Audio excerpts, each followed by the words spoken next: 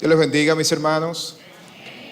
Sean bendecidos. Gracias al Señor nuevamente por permitirnos estar aquí un domingo más, tener la oportunidad de escuchar su palabra y de hablarla. Hace unos años, un juez llamado Richard Page fue destituido de sus funciones por haber declarado de manera pública que era más conveniente que un niño sea adoptado por una pareja hombre compuesta por el hombre y una mujer y no por una pareja del mismo sexo. Lo mismo aconteció o algo similar con un ejecutivo cristiano llamado apellido Thornburg, que fue destituido de su posición como ejecutivo de un equipo de fútbol en Australia luego de menos de una semana de haber conseguido el puesto, porque en la iglesia donde va Thornburg se predica en contra del aborto y en contra del matrimonio entre parejas del mismo sexo. Eso es considerado como extremista e intolerante en algunos lugares en ese país.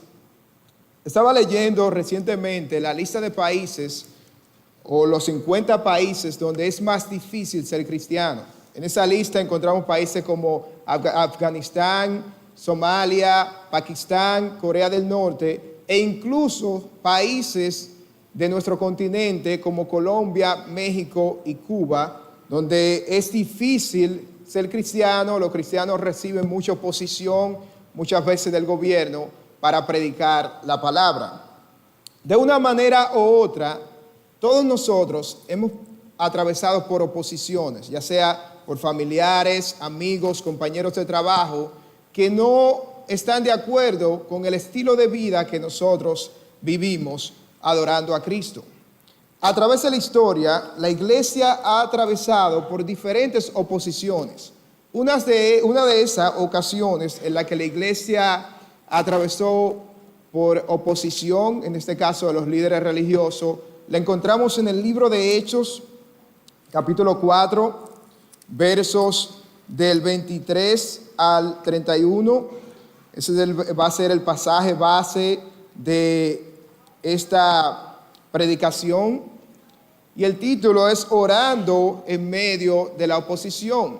¿Qué es lo primero que hacemos nosotros cuando atravesamos por oposición? Muchas veces nos hacemos esa pregunta: ¿qué debo hacer en ese momento? ¿Cuáles pasos debo de hacer?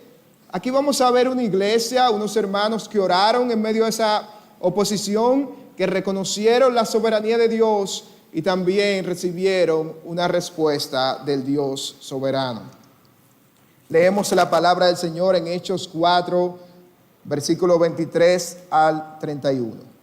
Cuando quedaron en libertad, fueron a los suyos y les contaron todo lo que los principales sacerdotes y los ancianos les habían dicho. Al oír ellos esto, unánimes alzaron la voz a Dios y dijeron: Oh Señor, tú eres el que hiciste el cielo y la tierra, el mar y todo lo que en ellos hay. El que por el Espíritu Santo, por boca de nuestro padre David, tu siervo, dijiste: ¿por qué se enfurecieron los gentiles y los pueblos tramaron cosas vanas?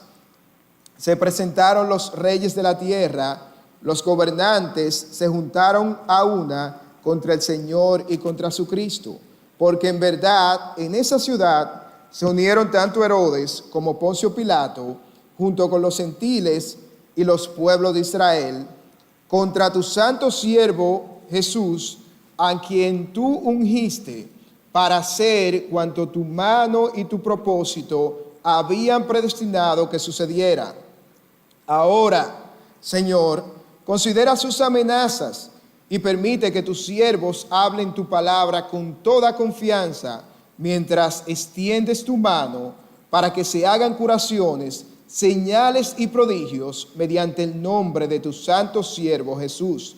Después que oraron, el lugar donde estaban reunidos tembló y todos fueron llenos del Espíritu Santo y hablaban la palabra de Dios con valor. El libro de los Hechos nos narra la historia de la iglesia primitiva. Imagínense, hermanos, si no tuviésemos el libro de los Hechos, terminaríamos en Juan, capítulo 21, el último verso, donde Juan habla de que muchos milagros se hicieron, pero no están escritos en ese libro. Y luego pasamos al libro de Romanos, donde comienza el apóstol Pablo, diciendo Pablo, apóstol de Jesucristo. ¿Qué pensaríamos? ¿Qué sucedió aquí? ¿Quién es Pablo? No hay ningún contexto. El libro de Hechos nos narra cómo la iglesia primitiva, luego de la ascensión de Jesús al cielo, comienza a formarse, cómo comienza a desarrollarse la historia de la iglesia. Jesús, antes de ascender al cielo, le prometió a los discípulos que vendría el Espíritu Santo y recibirían poder para ser testigos de él. Esa promesa se cumple en el capítulo 2 de Hechos, cuando los discípulos están en el aposento alto y viene el Espíritu Santo, desciende y reciben poder, y ahí Pedro proclama el Evangelio y se convierte en 3,000. En el capítulo 3 vemos la curación de un cojo. En algunas versiones nos habla de un paralítico. Pedro y Juan subían al templo, a la iglesia llamada La Hermosa, y allá había un paralítico que iba constantemente a pedir limosnas, y le piden a Pedro y a Juan, y él los miró atentamente esperando recibir algo de ellos, pero Pedro le dijo: no tengo oro ni plata, pero lo que tengo te doy, en el nombre de Jesús, anda. Y el cojo fue sanado, y las personas comenzaron a maravillarse por el milagro que se había realizado. En ese momento Pedro predica el segundo sermón y se añaden hasta llegar el número de las personas que estaban en ese momento a 5,000 personas. Ese milagro ocasionó también algo entre los líderes religiosos, que dice el capítulo 4, mientras Pedro y Juan hablaban al pueblo, se les echaron encima a los sacerdotes, el capitán de la guardia del templo y los saduceos, indignados porque enseñaban al pueblo y anunciaban en Jesús la resurrección de entre los muertos. Pedro y Juan fueron cuestionados por el concilio, por los líderes religiosos, sobre en qué nombre y con qué poder habían realizado el milagro. Ellos respondieron en el verso 8 del capítulo 4. Entonces Pedro, lleno del Espíritu Santo, les dijo: gobernantes y ancianos del pueblo, si se nos está interrogando hoy por causa del beneficio hecho a un hombre enfermo, ¿de qué manera está él sano? Sepan todos ustedes y todo el pueblo de Israel que en el nombre de Jesucristo el Nazareno, a quien ustedes crucificaron y a quien Dios resucitó de entre los muertos, por él, este hombre se halla aquí sano delante de ustedes. Luego de ver la confianza que tenían Pedro y Juan, hombres que no eran letrados y hablaban con la confianza, reconocieron que ellos habían andado con Jesús, habían estado con Jesús. Y la pregunta que yo te hago, mi hermano: ¿puede decir la gente cuando tú hablas de Jesús que tú has tenido un encuentro con él de la manera como hablas de él? ¿Puede decir las personas que están a tu lado, a lo cual tú le comunicas el evangelio, que tú verdaderamente tienes la convicción de lo que tú crees? Ellos vieron la confianza de Pedro y de Juan, y dándose cuenta de que eran hombres sin letras y sin preparación, se maravillaban y reconocían que ellos habían estado con Jesús. Luego lo amenazaron para que no predicasen en ese nombre, a lo cual Pedro responde que si es que juzgasen entre ellos, si era mejor obedecer a los hombres o obedecer a Dios.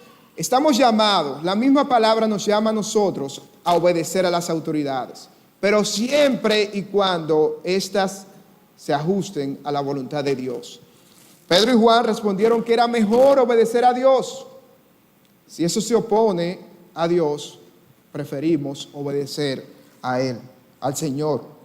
Y es ahí el contexto cuando entramos al pasaje que acabamos de leer, cuando quedaron en libertad y fueron a los suyos, y ahí comienzan a contarle todo lo que había acontecido, la manera como ellos habían sido amenazados para que no predicaran en el nombre de Cristo, y la forma como ellos les respondieron que era mejor obedecer a Dios que a ellos. Y esa es la primera enseñanza que encontramos aquí, es que en medio de la oposición debemos orar confiando en la soberanía del Señor. Lo encontramos en los versos del 23 al 28. Leo nuevamente. Cuando quedaron en libertad, fueron a los suyos y les contaron todo lo que los principales sacerdotes y los ancianos les habían dicho. Al oír ellos, estos, unánimes, alzaron la voz a Dios y dijeron: oh Señor, tú eres el que hiciste el cielo y la tierra, el mar y todo lo que en ellos hay, el que por el Espíritu Santo, por boca de nuestro padre David, tu siervo, dijiste: ¿por qué se enfurecieron los gentiles y los pueblos tramaron cosas vanas? Ellos lo primero que hacen, la primera reacción al escuchar a Pedro y a Juan hablándole de lo que había acontecido con los líderes religiosos, fue orar. Es esa la primera reacción que tenemos nosotros cuando pasamos por momentos de oposición, por momentos de prueba, momentos de dificultades en nuestra vida.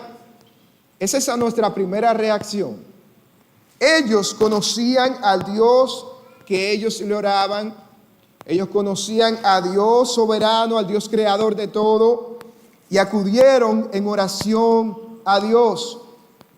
De manera unánime alzaron la voz. Un comentarista dice sobre esto: quizás una sola persona oró en representación de todos y los demás asintieron. Asintieron a lo que éste decía. Y luego citan las escrituras en el Salmo 2, comenzando el verso 25: el que por el Espíritu Santo, por boca de nuestro padre David, tu siervo, dijiste: ¿por qué se enfurecieron los gentiles y los pueblos tramaron cosas vanas? Ellos reconocieron que eso que había dicho David era la palabra inspirada por Dios. Él no lo había dicho por su propia boca, o que lo dijo por su propia boca, pero no era su propio, de él nació eso, sino que fue Dios quien lo inspiró a él para decir esta palabra.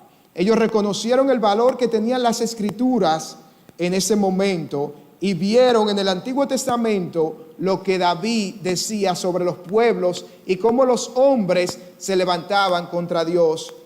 Y toda esa oposición de los hombres era en vana. Acudimos nosotros a la palabra y le damos el valor a la palabra cuando estamos atravesando por momentos de dificultad. Vimos que ellos oraron y luego aquí pronuncian la palabra, el Salmo 2, un salmo de David, pero que fue inspirado por Dios. ¿Somos nosotros conscientes del valor que tiene la palabra en nuestra vida? Ellos hablaron la palabra y también mencionaron que se hablaba de los hombres, cómo se levantan en vano ante el Señor. Por más oposición que el hombre ha querido hacer a la iglesia a través de la historia, solamente ha podido lograr lo que Dios le ha permitido. Ellos reconocieron que era el Señor Todopoderoso quien tiene el control de toda la situación, que cuidaba de ellos. Y solamente el hombre podía hacer lo que Dios le permitía que hiciera. El salmista en el Salmo 146, verso 5 dice: bienaventurado aquel cuya ayuda es el Dios de Jacob, cuya esperanza está en el Señor su Dios. Isaías también en el capítulo 51, verso 12, dice: yo soy su consolador. ¿Quién eres tú que temes al hombre mortal y al Hijo del hombre que como hierba es tratado? El hombre ha querido obstaculizar el propósito de Dios, pero no ha podido hacerlo, porque Dios es soberano y tiene el control de cualquier situación. En medio de la situación, de la oposición que tú te puedes estar enfrentando en este momento, Dios tiene el control de eso. Y en el verso 27 dicen: porque en verdad en esa ciudad se unieron tanto Herodes como Poncio Pilato, junto con los gentiles y los pueblos de Israel, contra tu siervo Jesucristo. Jesús fue crucificado.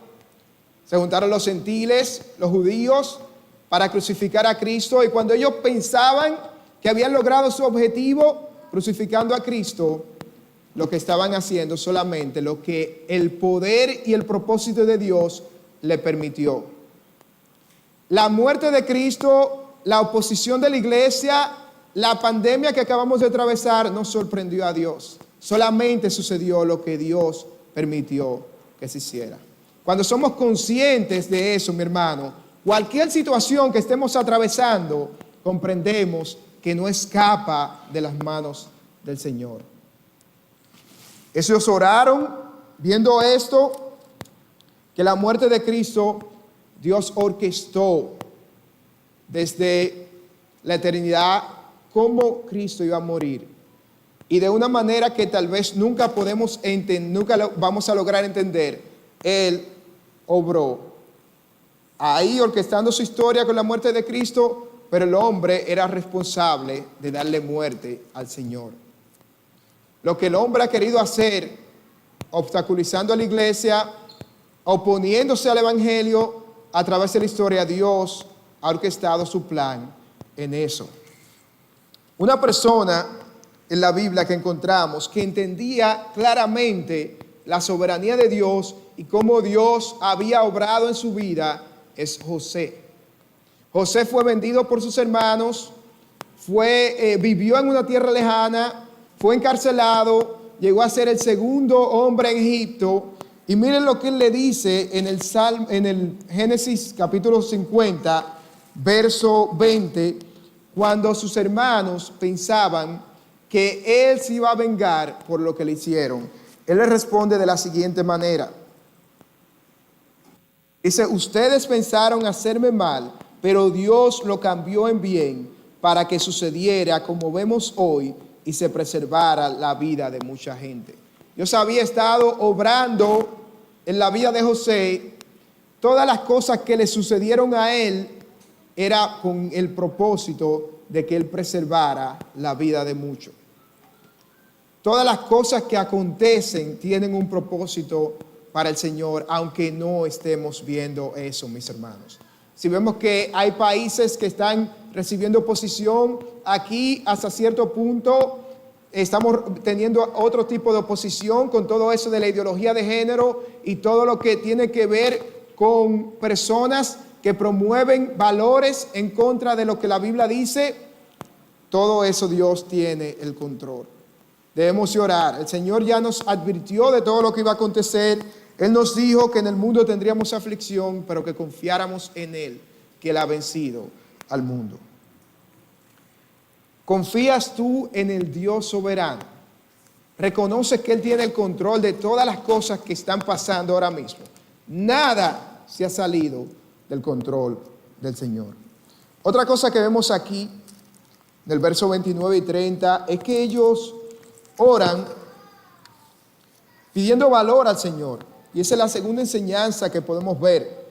En medio de la oposición debemos orar pidiéndole al Señor valentía para proclamar su palabra.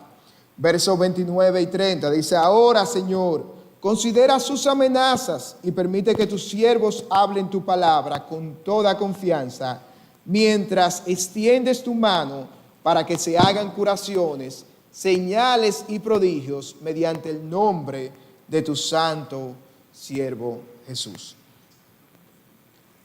Aquí vemos que ellos no niegan la realidad que estaban pasando. Ellos reconocen, estaban amenazados por el concilio de que no predicaran en el nombre de Cristo. Y aquí ellos presentan esto a Dios diciéndole, considera sus amenazas, ve lo que ellos están haciendo y concede a tu siervo valor. Podemos orar porque el Dios es nuestro refugio. La Biblia nos dice eso. Podemos orar para que Dios nos libre, pero hay momentos donde son inevitables, mis hermanos. Jesús advirtió eso. Vamos al capítulo 15 de Juan, verso 18 en adelante, donde Jesús le dice a los discípulos, verso 18, si el mundo los odia, sepan que me ha odiado a mí antes que a ustedes. Si ustedes fueron del mundo, el mundo amaría a los suyos. Pero como no son del mundo, sino que yo los escogí de entre el mundo, por eso el mundo los odia. Acuérdense de la palabra que yo les dije. Un siervo no es mayor que su Señor. Si me persiguieron a mí, también los perseguirán a ustedes. Si guardaron mi palabra, también guardarán la de ustedes. Las persecuciones, las oposiciones del mundo, ya Jesús había advertido en su palabra que eso iba a suceder. Pero no era por nosotros, sino por causa de Él que acontecerían. En ese momento debemos pedir valor al Señor para que en medio de la oposición podamos predicar su palabra. Hemos visto historias de hombres que han dado su vida por el Evangelio, que a pesar de las oposiciones que se le han presentado, ellos proclaman a Cristo y están dispuestos a morir por ellos. Una de esas historias es la vida de Richard Wurmbrand y su esposa Sabina. Richard Wurmbrand, durante la Segunda Guerra Mundial, predicó el Evangelio a los refugios antiaéreos y también ayudó a que muchos niños judíos que vivían en los guetos, que eran los barrios donde los judíos vivían en Europa, pudieran salir de ahí. Eso les llevó a ellos ser maltratados, ser golpeados en muchas ocasiones, y luego cuando termina casi la Segunda Guerra Mundial, que en el año 1944 los soviéticos llegan a Rumania, ahí ellos comenzaron a predicarle a los soldados del Ejército Rojo, a proclamar el Evangelio. Inmediatamente el gobierno se dio cuenta de lo que estaban haciendo, comenzó a controlar a la iglesia.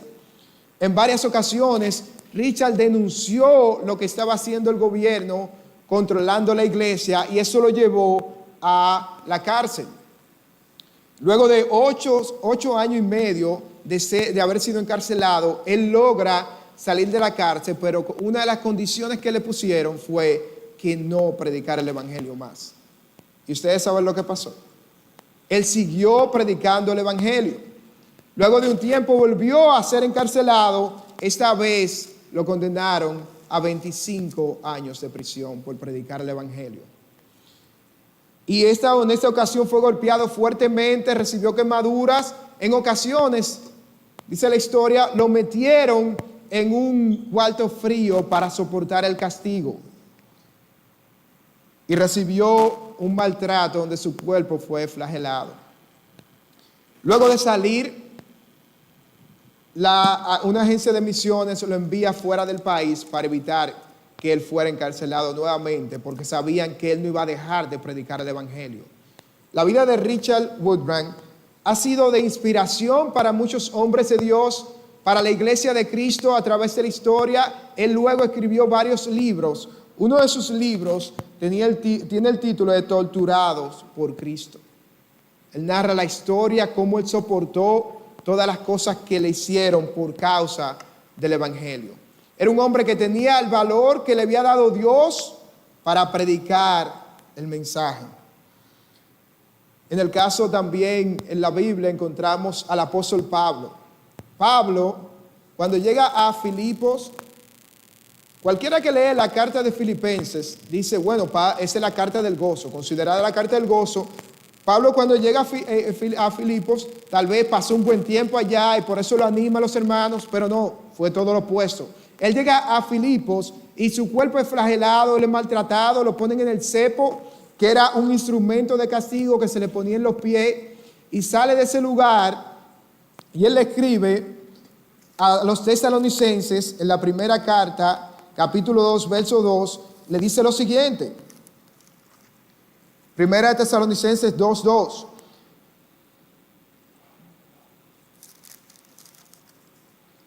Les dice lo siguiente, sino que después de haber sufrido y sido maltratados en Filipos, como saben, tuvimos el valor, confiados en nuestro Dios, de hablarles el Evangelio de Dios en medio de ¿qué? De mucha oposición. La versión Nueva Traducción Viviente dice, Dios nos dio el valor, el denuedo para predicar el Evangelio en medio de mucha oposición. Es Dios quien nos da el valor para predicar. Luego de ser maltratado, imagínense si fuera por la fuerza de Pablo, luego de ser maltratado en Filipos, ir a otro lugar a predicar el Evangelio. Está difícil por la fuerza. El ser humano no puede entender eso. ¿Cómo yo voy a sufrir? Me están maltratando, Señor. ¿cómo tú permites que yo estoy llevando tu palabra y reciba tal castigo? Pero el Señor le dio el valor a Pablo de predicar el evangelio pese a la situación que él estaba atravesando en ese momento. Mis hermanos, a veces vamos a pasar por oposiciones, pero el precio del evangelio vale la pena el sacrificio. Cualquier cosa que hagamos vale la pena. Lo vimos en la vida de Richard, lo vimos en la vida de Pablo y los demás discípulos, de cómo ellos estaban dispuestos a predicar la palabra con valor. El Señor le da la fuerza, el Señor es que nos mueve a nosotros a predicar su palabra, pese a las oposiciones que se puedan presentar. Estamos dispuestos nosotros a, en medio de la oposición, proclamar el santo y bendito evangelio de Dios. Hemos visto dos cosas. En medio de la oposición debemos orar confiando en el Señor. En medio de la oposición debemos orar pidiéndole al Señor valentía para proclamar su palabra. Y algo más que vemos es que en medio de la oposición el Señor nos dará una respuesta a la oración. Verso 31 nos dice aquí cómo el Señor respondió. Dice, después de que oraron, el lugar donde estaban reunidos tembló y todos fueron llenos del Espíritu Santo y hablaban la palabra de Dios ¿con qué? Con valor. El Señor respondió a la oración de ellos. Recuerda lo que Jesús le dice en el capítulo 15, verso 16 de Juan, donde les dice a ellos que todo lo que pidieran en su nombre lo recibirían.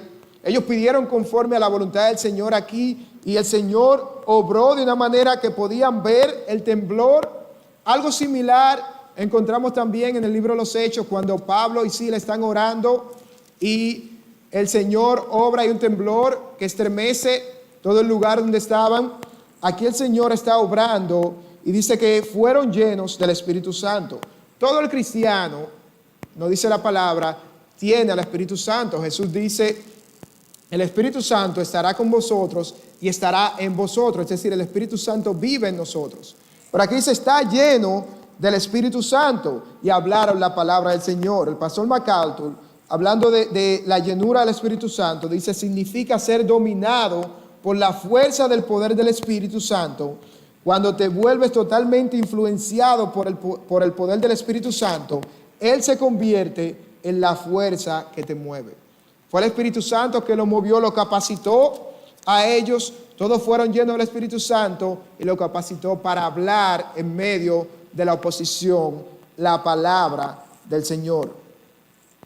Es Él que nos moverá, es Él que nos va a dar la fuerza para en medio de las amenazas, en medio de las pruebas, de la oposición, nosotros poder proclamar el Evangelio. No pensemos que viene de nuestra propia inspiración, sino viene del Señor. Orémosle al Señor para que nos llene de valor en medio de esos momentos. David Platt, el pastor David Platt, en su libro Radical, narra la historia en el primer capítulo y parte del segundo, de una ocasión donde él estaba en un país de Asia, no menciona el país, y muchos líderes de varias iglesias clandestinas, lugares donde no se puede predicar el evangelio, tuvieron una reunión. Ellos llegaron caminando largos kilómetros para reunirse en ese lugar en diferentes horarios para evitar ser descubiertos de que se estaban reuniendo en ese momento.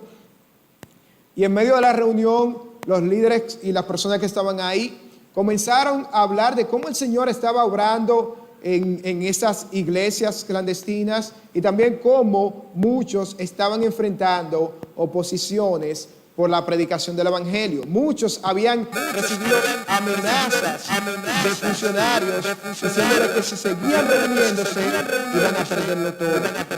En medio de esa reunión alguien pidió oración para saber cómo guiar a su iglesia en medio de esas oposiciones. La oración, comenta David Platt ahí, no fue una oración tal vez con muchas palabras rebuscadas ni nada de eso, sino fue la siguiente: oh Dios, gracias por amarnos.